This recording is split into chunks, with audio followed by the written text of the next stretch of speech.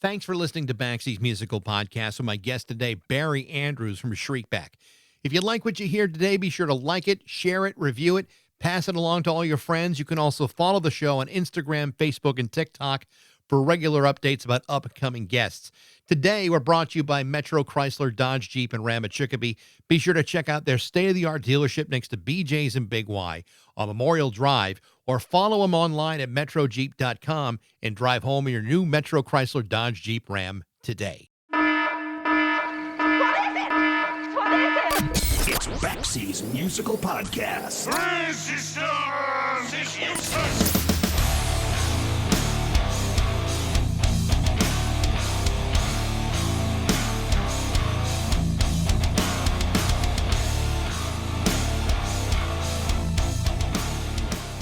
In October of 2023, I spoke with my fourth member of my favorite band, XTC. My guest that day was keyboardist Barry Andrews. Now, to be fair, Barry only appeared on the first two XTC albums. He left that band in 1979 before going out on his own. What Barry is really known for isn't just the XTC connection. Far from it.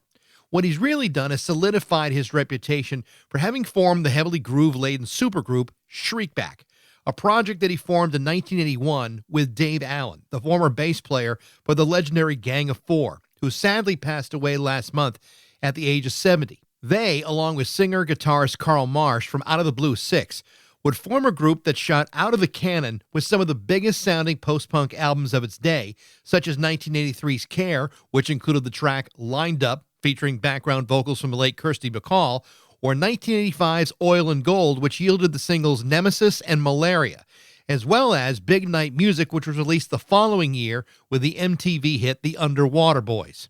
For the last 44 years, Shriekback has undergone a bunch of changes in their lineup, including the departure of both Allen and Marsh, leaving Barry Andrews as the sole original member. However, Shriekback continues to release albums. In fact, Barry Andrews has just released the 18th Shriekback album entitled Monument. 10 amazing tracks that are now available to download from one of music's most original, enduring, and charismatic figures.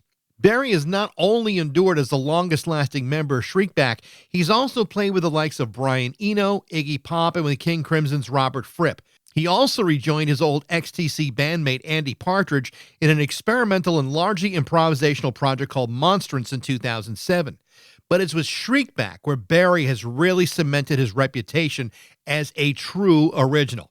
And the new album Monument proves it once again. And so it is always a pleasure to welcome back Barry Andrews from Shriekback on Baxie's Musical Podcast.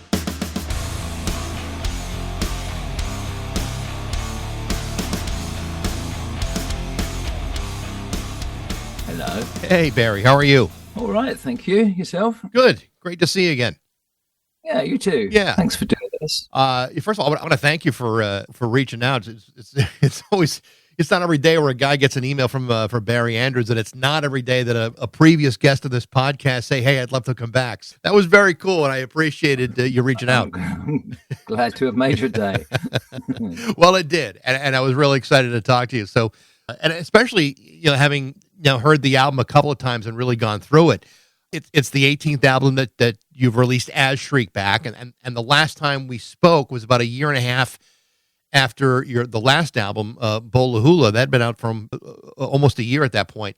One of the things that we talked about when we talked last time was that that was the first Shriekback album where it was pretty much just you, and certainly the case on this record too. Tell me about the freedom of that and the freedom of being able to make a record on your own without everybody else's input or distraction for that matter.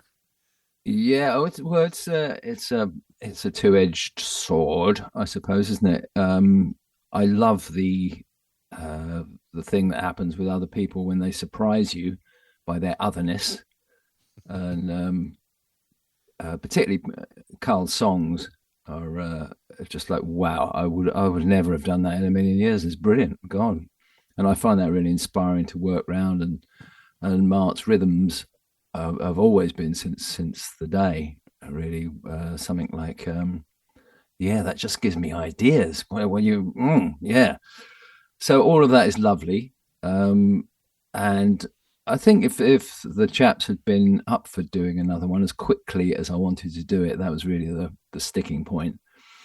I'd be happy to just crack on with the pair of them, really.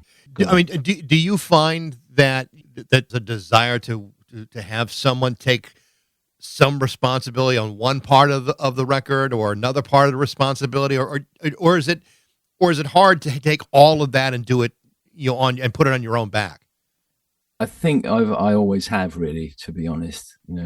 Since the very early days, Shriekback has been my kind of musical project essentially, and I heard the job of producer once described, because it's quite a it's a broad church, isn't it? Production, you can be somebody who just sort of wanders in and occasionally sort of says unuseful things and then fucks off again. Or you can be one of those people that's like, I'm going to sack the band, and that was a thing in the 80s, to be a producer. Where we're getting in Trevor Horn. Well, Trevor Horn's, he doesn't like your band. He just likes the singer and one line out of the song that you've written.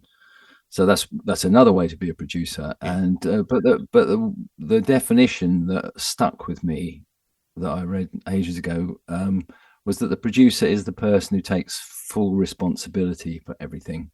So other people can be doing their thing. In fact, it works best when they are just doing the thing they're really good at, and you leave them alone. You're not standing there trying to make them do stuff. It's funny because a lot of producers that I've talked to, especially the ones who are the most successful, feel as though the best thing they can do is allow the artist to kind of create their own vision of what they want that project to be, and that to interfere is almost it's almost too much of an interruption, and it winds up hurting the final product. Do you find that to be true, or do you appreciate the input? I think it's Bowie. I mean, Bowie, as in so many things, was a bit of an example when I saw him, the work he did with around young Americans, and that he had this idea, and it sort of reminded me of Mike Leigh, the movie maker. He gets a bunch of people who he thinks are like going to work for an idea he's got, and then puts them in a room and lets them get on with it. And then at the end of it goes, there you go. I've made another movie. It's another Mike Leigh movie. Where all these people he just gives them the space to be fantastic, really, doing the thing that they love to do. And I think I aspire to that condition of, it's really nice when you can just be inspired by what somebody. I know I've done sessions as a keyboard player when people got me in to sort of just play some nice tight keyboards and add in that extra little sound. And I was just there's a load of people who could do that a lot better than I can. I'm actually quite a clumsy keyboard player.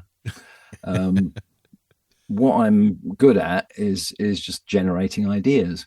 So if you get me in for that, I'll give you loads and loads of ideas, but they won't necessarily be very crafted or, so seeing it from the other end of things, I appreciated more and more how the best way to work with people is as I say, just make sure they're in the right project, that they're going to fit your idea, and then let them get on with it. And, put a big bow around it at the end and go, yeah, that's my album. Yeah. I would think that at this point in time, the most daunting part about making any album is finding a way to pay for it. And obviously for the last couple of records, you've done a successful crowdsourcing campaign. And obviously, this is very different from when you started making records, in 1978, where a record company would put money up to get it recorded. I know as a fan, whenever I've contributed to a crowdsourcing campaign, there's this odd sense of ownership that I feel as a fan, as if my contribution was somehow more important than anything else. But yeah, at the same time, as a fan, it also makes me feel closer to the artist who is going to complete this project. From the artist, nice to know. Well, I think that's true. I think from the artist perspective, I don't know if you share that same kind of closeness with the contributing fan, What's your Very thought much so, about yeah. that? What's your thought about that relationship as it relates to crowdsourcing? Well, I think quite a lot about this because it does it all every time we do a crowdsource, and yeah, the last two have been crowdsourced, but so were the two before. So and the reunion tour that we did in 2017. So we're a real crowdsourcing band, and so it is. I have thought about it a lot, and it struck me that back in the day when you used to sit there with a cassette in the record company's lobby and hope Mr. Cigar is going to give you a chance to get in their big studio and make an album properly, when it's 500 quid an hour, but as it was back in the day. What they are essentially doing when they say yes or no is trying to second guess whether the public are going to pay for this thing. So, obviously that's based on all sorts of bogus and stupid things. Sometimes, you get somebody who's quite inspired and goes, no, people don't dig it yet, but they will do. But, no, whatever it is, it's all based on this algorithm of, so how many records would this sell? If it does, I can give them this amount of money, and we'll make this amount of profit. And so there's this intermediary, or there was back in the day, who said yay or nay, and how much or how little you'd be given to make your art become a public thing. And now, thanks to the glory of the internet, and more crucially, the fact that Shriekback has a database of people, has a mailing list that we can talk to, you can sidestep that completely, and you can say, "You punter, would you like one of these?" Well, it's going to cost you a bit more than just the album, but if you want it enough, it'll cost you maybe twice what an album would have normally cost you. But this is now available. So I think I like your thought that it belongs to you more, because it totally does, really. You've basically gone directly to the public and said, is this something you would like to exist in the world? If so, I can help you with that. Give me some money. Well, it's different than, I don't know why, and maybe it's just a psychological thing, but it just feels different from a fan's perspective than buying a record or buying a concert ticket. At that point, I'm just contributing to the commerce of the relationship. But in a crowdsourcing, I feel like I'm almost contributing to the artistic side of it. And even though that may be completely preposterous, there's something psychologically, I think, that happens with a fan who wants to contribute, who wants to see more, Shriekback music or whoever it may be, and that connection gets stronger. I mean, obviously, you had a very successful campaign with Monument. There were people who probably wrote the check or sent the credit card or PayPal or whatever it wound up being, with the idea, I can't wait for him to get started on this so I can hear what he's going to do. That's pretty powerful. It's incredibly flattering and great, and I love it. I do think it's a little miracle that just sort of lands in my life every time one of these things turns out, and I can't quite believe it usually. So always when I start one of these crowdfunders, it's always like, who's going to give you any money for your shit? But they do, and that's amazing. Yeah, it is really. It's literally amazing. Yeah. So in the case of the new album, which is now officially out, there's some interesting stuff on that record, and especially lyrically, I found myself really being drawn to the lyrics this time, maybe more so than in other records. And going through it, I want to know, when you're writing lyrics, are you finding these songs becoming more autobiographical today than they were, say, 15, 20 years ago? I don't think so. I was talking to my son Finn, who's a songwriter, as you may know, in a band called the Veils, and we both had a go at writing musicals. And I'm not sure how his is coming on. He's had a child, so I suspect probably he's going to rein his creativity in a little bit, or directing it into other places. But I know when I was writing this musical, which again sort of crashed into the wall after I got about 2/3 of the way through it. It was really so at each kind of plot point in the musical, you had this. Oh right, so this is the girl who works in the bar, but she has an aspiration to do something. Right, so I have to write a song about her aspirational thing. I'm not going to be a waitress the rest of my life. So all of these classic kind of plot points that you get in musicals. And it was such a relief. And we're like, God, this is so easy to do, isn't it? You just think of that thing, and then you put something together, and yeah, God, and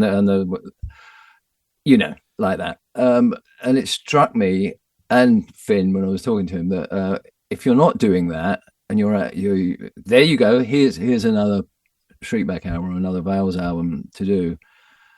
What you will have to do, really, unless you want to, talk about the political ins and outs of world history or something kind of more abstract to you, and even then it will be it's going to be filtered through your view of things, isn't it? What you are going to have to do at the end of the day is going to dig down into your own fucking boring head and think of more stuff about another thing about my life, which is once upon a time it was all about love affairs and youthful aspiration, and now of course it's all about death and what you're going to leave behind. But it's just the same. I would think that anyone that writes 18 albums worth of material at some point must say to themselves, "Oh my God, here I go again." Oh fuck yeah, yeah. No. I wrote a tune ages ago on the Without Real String album, Without Real Fish or String. I can't remember what it's called. There's this, when your own head bores you with its bloody awful song, isn't pretty, isn't clever, and doesn't last for very long. It's probably very true. I really relate to that still. I really enjoyed a number of the songs on the album. Particularly love the opening track, the chorus. But there's a couple other songs I wanted to ask you about, and starting with the title track, Monument. That was really interesting. You talk about what you leave behind, and it's a song very much about legacy and whether our flaws and insecurities allow you to fulfill the legacy that you hope for. Yeah, you pretty much summed it up, I guess. It's, I used to work in a bronze foundry for a little while. I got to hang out with lots of sculptors. I did sculpture and furniture making for a little bit back in the 90s. If you put your mind into that place where people are coming along to the foundry saying, this is my granddad, I want you to make a bronze of his head, or this is my dog, or all sorts of things like that. And then I had to cycle back from, this was right out in the East End of London, cycle back to where I lived, which was kind of a few miles away, and you go through the city, and because your head had been sort of spent all day with objects and shapes that look like other things, you just see these. There are dragons, and there are statesmen, and there are people who, controversially now, of course, who had pretty sort of dodgy past with their interest in slavery and the oppression of the human race, and should we put them on a plinth or not, and all that. But there is something really, really kind of primal in the human soul that desires to make objects that memorialize something, that represent something. We just want to do that all the fucking time. It's just a real and you can go back to the Stone Age, can't you? And people were still making monuments,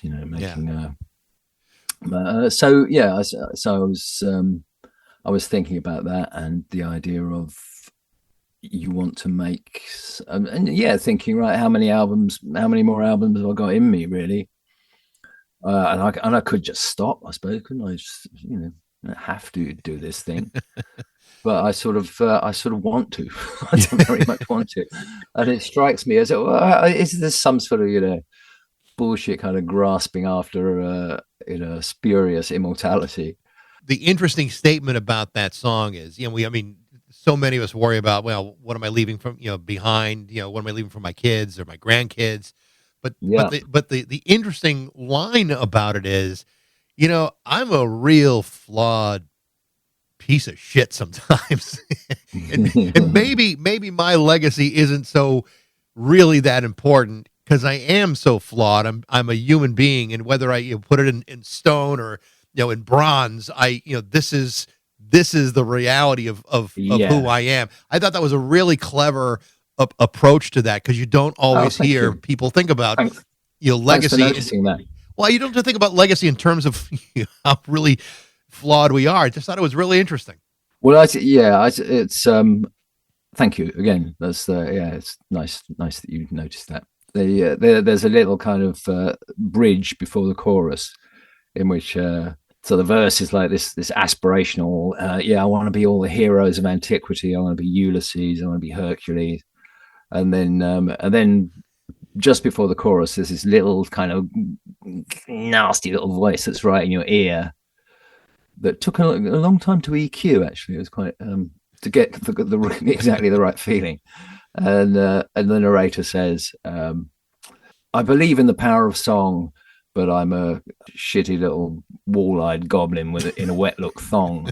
Just like the most sort of repellent little fucker that you've ever seen.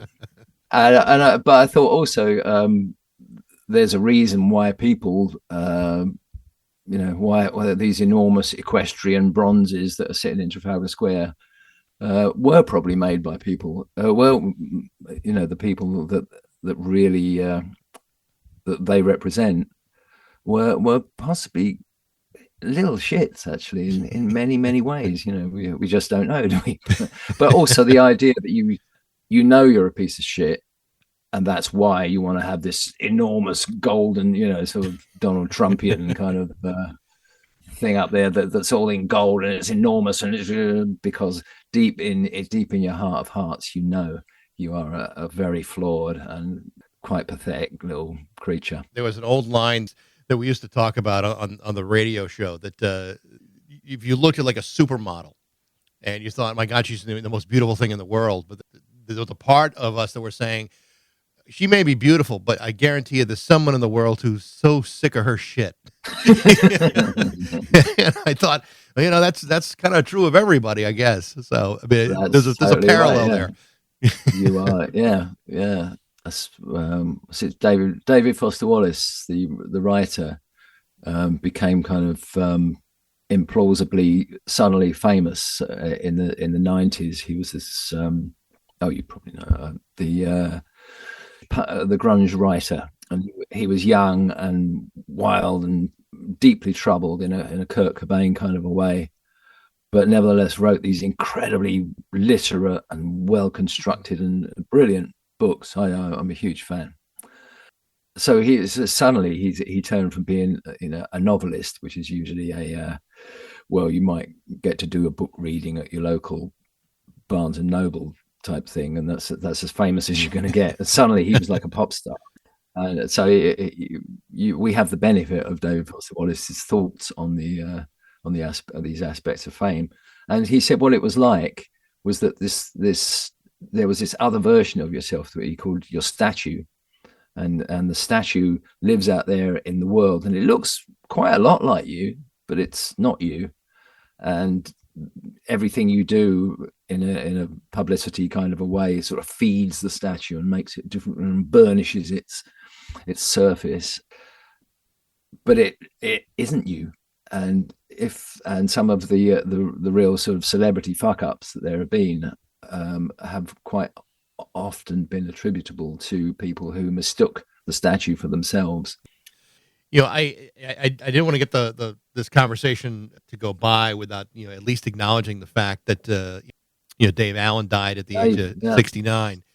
obviously you have a substantial history with the man, having formed Shriekback back in the early '80s with him. Yeah. Tell me about your thoughts about him, and not just musically, but from a personal standpoint. I mean, you guys really did create something that was pretty obviously very enduring, even though he has been he had been in and out of the band over the course of years, but obviously the relationship between you two was strong enough to create something pretty amazing. Tell me a little bit about Dave. Well, I think we sort of formed this little pact after the first band that I tried to be, that was going to be my band, which was Restaurant for Dogs. And so I was exploring various avenues of music and things that I was interested in doing, and it was a place to have experiments, and it was touch and go. It was a bit. Some of the gigs were terrible and all the rest of it, and but I was pretty much doing everything on the business side as well. And then Dave turned up in my life because I'd met the Gang of Four maybe about a year or so before Restaurant for Dogs, and we'd sort of made friends, but not in any kind of a deep way, really. I was more drawn to John and Andy, really, and we went out running around Leeds on magic mushrooms, having a hell of a time. And Dave was the sort of, the northern, he was a bit too sort of in your face all the time. And I'm fucking bleak and industrial. I'm more northern than anybody else. Okay, mate. Yeah, fine. But it's funny how it turns out, isn't it? So Dave got in touch after he left the Gang of Four and moved to London, and we sort of had this unspoken agreement, really, that he was going to be the logistical and really, I suppose, the drive. This completely, I will not. No does not exist in my vocabulary. I'm going always had that sort of force of personality that in every area of his life, really, just an absolute powerhouse of a guy. He's in a way, he wasn't sort of that bothered about the musical side of it. He certainly wanted to play bass in it all, but on the musical side of it, he wasn't almost that bothered. He just wanted to be in a band, and he was going to make that band happen. And I was like, Restaurant for Dogs I'm so ill. I feel so worn out by trying to do this thing. Do you think? He said, "No, I'll do all that, and I'll get some money. I've got people in the record companies I know. We can do that and build it like properly." And so, okay, yeah, all right then. And so it is basically like I've got a lot of musical stuff I want to do, and Dave wants to be in a successful band, so that was our kind of pact, really. And I think it's reminded me of what people say about arranged marriages. You don't necessarily need to sort of totally be over the moon crazy in love with the person. You just need to get on good enough. But what's really important is that you have this thing together that you want to create, and that you know what your roles are within this marriage. And that was my relationship with Dave, really, for I suppose about 20 years, something like that. So it was longer than any relationship I've ever been in, I think. And he was a friend as well, but mostly it was that we both wanted this same thing, and our mutual needs elided in this project Shriekback.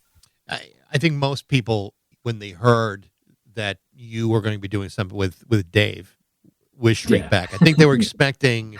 I think the expectation was something completely different than what it wound up becoming, because it sounded nothing like anything you had done in XTC. It sounded like nothing he had done in Gang of Four. It was its own animal, and that's pretty rare when you have what's known as a supergroup trying to put something together, and it winds up sounding like an amalgamation of everything they've already done. But that was not the case with you guys. It was something totally different. I think I wrote in some blog or other about so the press expectation was it's going to be either herky-jerky agitprop, if the XTC gene is slightly above, or it's going to be a grim industrial take on the Beatles. If it's going to be, the Gang of Four gene is the dominant one. And of course, it sounded, as you say, nothing whatever like it really, because what it really was the aesthetic of Restaurant for Dogs in its earliest form, which I don't think really sort of properly blossomed until the album Care, the second album, when it was like, oh yeah, it's this, isn't it? It's this. There was just a moment of delight. The sun came out at that point. I've interviewed Hugo Burnham a couple of times, the drummer for Gang of Four. Well, he lives in Massachusetts, which is I live. Oh, you're in Massachusetts. Yeah, I'm probably like 90 miles away from him.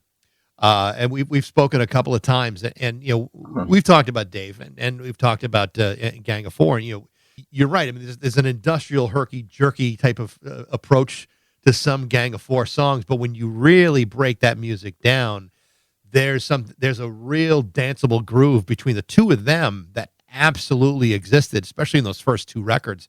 That's really undeniable. So I guess in a way, it wouldn't be so surprising that there was such a that Shriekback would be so groove and rhythm driven, because I mean that was the thing that always was like so remarkable to me. It was like how heavy that groove was, especially in those early records. How really, really heavy it was.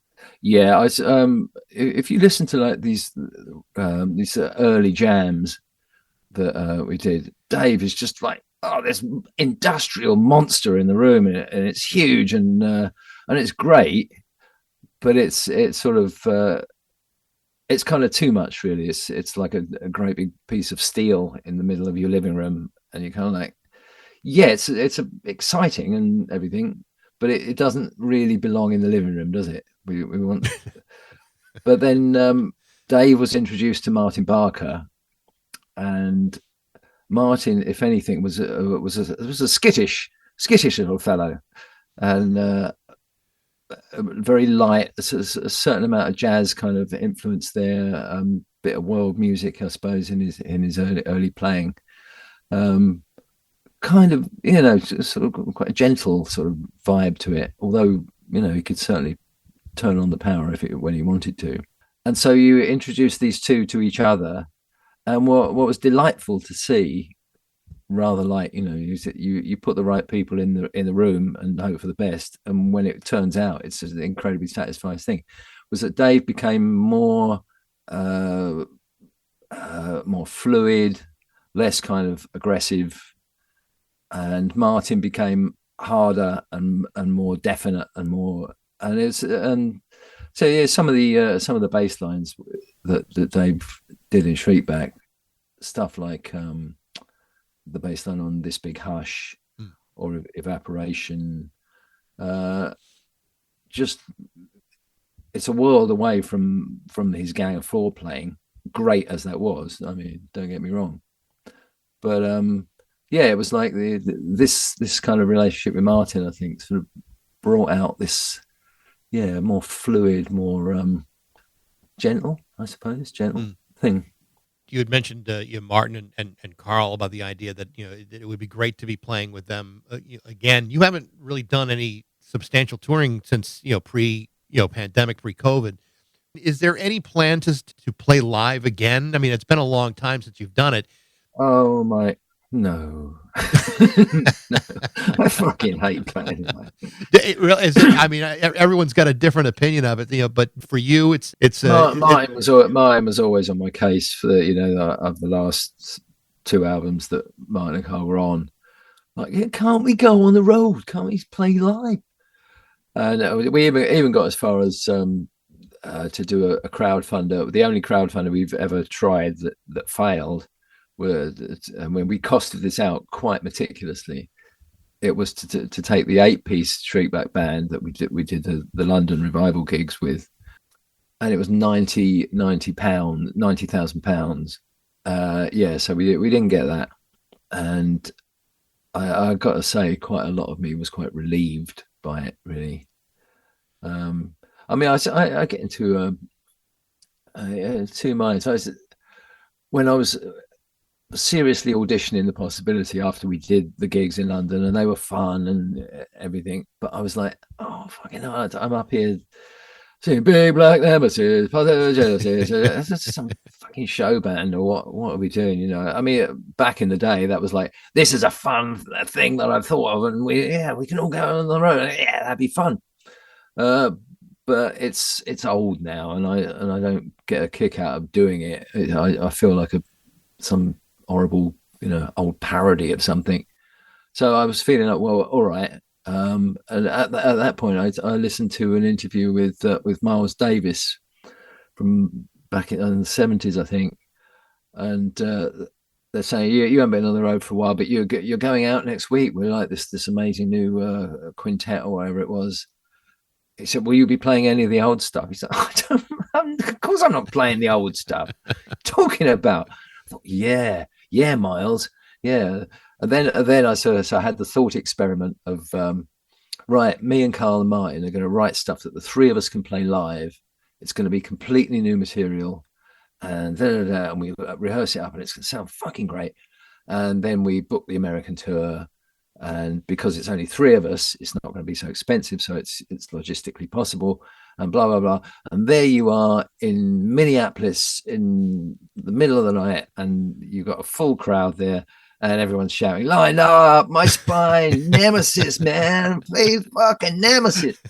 And you go, no, this is a new song. At that point, the Miles Davis thing just breaks down. It's I couldn't be that guy. It's funny. Maybe like 15, 20 years ago, the Bay City Rollers came into town, and they were doing an outdoor show. It's probably like 4,000 or 5,000 people out in the crowd, and for like an hour, everyone's screaming, play Saturday night, like. And to the point where the lead singer is saying, "It's our freaking encore." It's like, so it's like there's a difference between playing your music and then playing a song that meant something to you when you wrote it at 19 years old. And I think when you get to a certain age, it's like it doesn't land in the same way, and you have a different relationship with those songs as you age. There's a great sketch. There's a British sketch show called Big Train. By I think the guys who wrote Father Ted. It didn't do very much, Big Train, but there's full of amazing sketches. I would recommend anyone to dig it out on YouTube. And one of them is who's the guy who did Streets of London? The let me take you by the hand and lead you to the streets of London. Oh, boy, you had to ask, because Streets of London. That guy. Anyway, that guy. That dude. So there is. So one of the actors is playing this guy, and he's singing, and there he is in a nice little club, and everyone's absolutely digging it. Let me take you by the hand, and he's singing away, and he comes to the end of the song, and everyone's cheering like fuck yeah, oh that's so great, and they're looking at their partners, and I remember this one thing, and then he goes, okay, thanks. I'm going to play another song here. This is from my new album. This is called The Scarecrow. And people start going, what? Well, yeah. And then becoming quite aggressive. And so some woman faints and somebody else smashes a glass. And and he starts singing this song, which sounds quite a nice song. But eventually it's getting, the atmosphere is getting so nasty that he just effortlessly elides from the song he's singing into "Let me take you by the hand," and everyone's like, "Oh yeah, okay." And you realise this poor guy is in this hellish limbo where the only thing he can do all night for every night of the rest of his life is play fucking Streets of London. So, is it Ralph McTell? Is that who it is? It's Ralph McTell. Ralph McTell. Okay, very nice good. One. Thank goodness for a Google search. A real quick one. Oh, is that what you did? Oh yeah, listen, You could have got away with that. Oh, it's at my fingertips, of course. So I want to ask you a little bit more about the new record, especially as far as like distribution goes. And it's completely downloadable, and the physical media part of it is available on the Shriekback website, shriekback.com. It will be soon. It's all getting manufactured at the moment. It's going to be CD for some reason. Our punters seem to like CDs, and although almost no one else in the world does, so I don't understand. But hey, whatever. and we're doing it in vinyl as well for a change. It's also available on Spotify, which has not been the case for every Shriekback record. Is there a reason why this one was and some of the others wasn't, or is like Spotify at this point like a necessary evil? I basically hate Spotify. I think they're a bunch of thieving bastards, and I want to phase them out completely.